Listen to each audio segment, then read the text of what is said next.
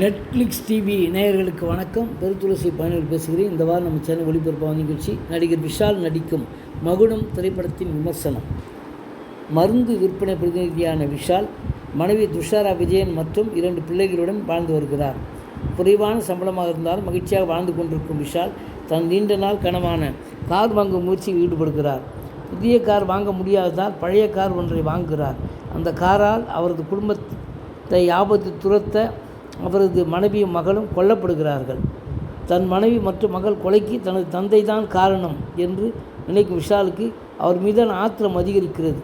இந்த நேரத்தில் அவரது தந்தை அவரை பார்க்க வருகிறார். ஆனால் அவரை பார்க்க விரும்பாத விஷால் அவரை அவமரியாதை செய்து திருப்பி அனுப்பிவிடுகிறார். விஷால் தன் தந்தை மீது கோபம் கொள்ள காரணம் என்ன? அவரது தந்தை யார்? மனைவி மகளை கொலை செய்தவர்களை விஷால் என்ன செய்தார்?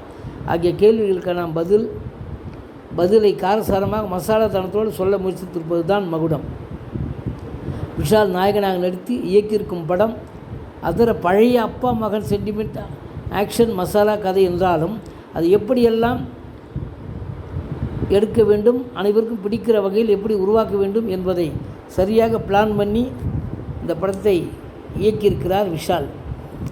அப்பா மற்றும் மகன் என 2 கதாபாத்திரங்கள் 3 விதமான கெட்டப்புகளில் நடித்திருக்கும் விஷாலுக்கு தோற்றம், மாற்றம், துளி இப்படி பல கதாபாத்திரங்கள் 2 விதமான கதாபாத்திரங்கள் அது 3 விதமான தோற்றத்தை வெளிவந்து மிக சிறப்பாக நடித்திருக்கிறார். அப்பா விஷாலுக்கு ஜோடியாக நடித்திருக்கும் அஞ்சலி மீன் விற்பனையாளர் கதாபாத்திரத்துக்கு பொருத்தமாக இருந்தாலும் நடிப்பில் கொஞ்சம் ஓவர் டோஸ் தெரிகிறது.